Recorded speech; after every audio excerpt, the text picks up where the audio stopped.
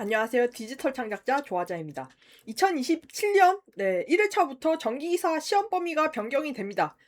그래서 거기에 대한 공지가 이미 유튜브에도 올라왔어요. 그리고 큐넷에서도 올라와 있습니다. 그래서 출제 기준에 따라서 이제 변경에 따라서 이제 공부 전략을 어떻게 잡아야 할지 뭐 그런 얘기를 좀 드리겠습니다.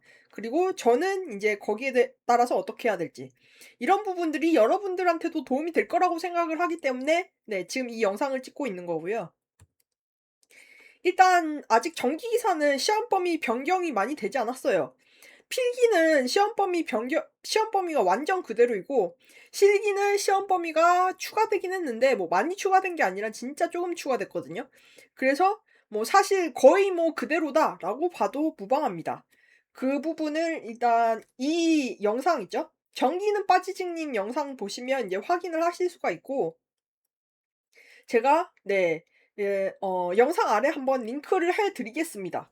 그래서 뭐 "그런 부분들이 있다."라는 건데 그러면 사실 시험 범위 변경이 거의 뭐 굉장히 적기 때문에 사실 전기이사 공부는 하던 대로 해도 될 거라고 생각을 해요. 솔직히 뭐 공부 방법을 시험 범위 때문에 크게 바꾸는 게 의미가 없을 것 같고요. 근데 제가 가진 문제는 이제 시험 범위 때문에 문제가 아니라 좀 다른 부분에 사실 전기이사 공부하는 데 좀 문제가 있는 거라서 그 부분을 인제 앞에서 좀 앞으로 좀 설명을 해 드리려고 해요. 일단 저 같은 경우는 조현병인데 장애 등급이 없어요. 그런데 주위에서 "너 장애 등급 받아라." 이렇게 권유를 하는 상황이거든요. 그래서 만약에 진짜 장애 등급을 받게 되면 사실 전기 분야로는 취업이 좀 안 돼요. 사실 전기 분야는 신체 장애인도 거의 안 뽑는 업계예요. 그런데 신체 장애인도 거의 안 뽑는 이 전기 분야에서 정신 장애인으로 들어간다? 이건 솔직히 불가능하다고 보고요. 그래서 만약에 이런 경우가 되면 전기기사를 아예 포기를 하고 인제 다른 업계로 인제 장애 등급을 받아서 들어갈 생각을 하고 있거든요.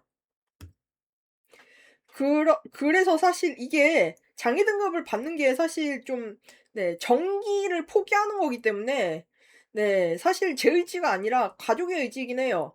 네. 그런데 사실 뭐 어쩌겠어요.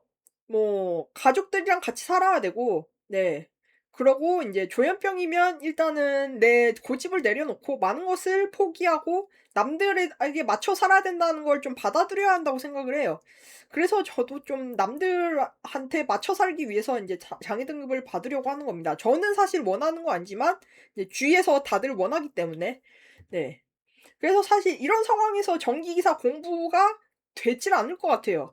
왜냐하면 전기기사를 완전히 포기해야 될 수도 있는 상황이잖아요, 전기산업기사까지. 그 이미 전기산업기사는 땄지만 그 전기 쪽으로 커리어를 잡는 거 자체를 완전히 포기해야 될 수밖에 없는 상황이 될 수 있는데 그런 상황에서 전기기사 공부를 한다. 뭐 어떻게 될지도 모르는 전기기사 공부를 한다. 이거는 좀 아니라고 생각을 하고요. 사실 지금은 제 생각은 이제 전기기사 공부보다는 오히려 쪼금이라도 돈을 벌어서 좀 현금을 좀 확보하는 게 진짜 해야 될 일일지도 모른다라고 생각을 해요. 그래서 사실 유튜브 콘텐츠도 더 열심히 만들고 다방면으로 돈 벌 수 있는 방법을 좀 생각을 해 봐야 될 것 같습니다. 그래서 뭐 알바 같은 것도 좀 뛰어 보고 해야 될 것 같아요. 그래서 뭐 제 생각은 이렇습니다. 물론 지금까지 알바를 약간 뛰긴 했죠. 근데 그건 좀 부족하다고 생각을 해요. 그래서 좀 '다방면으로 돈 벌 수 있는 방법이 뭐가 있을까?' 이런 생각을 좀 더 해야 될 것 같습니다. 그러면 지금까지 디지털 창작자 조아지였습니다. 감사합니다. 여러분 재미있으셨나요?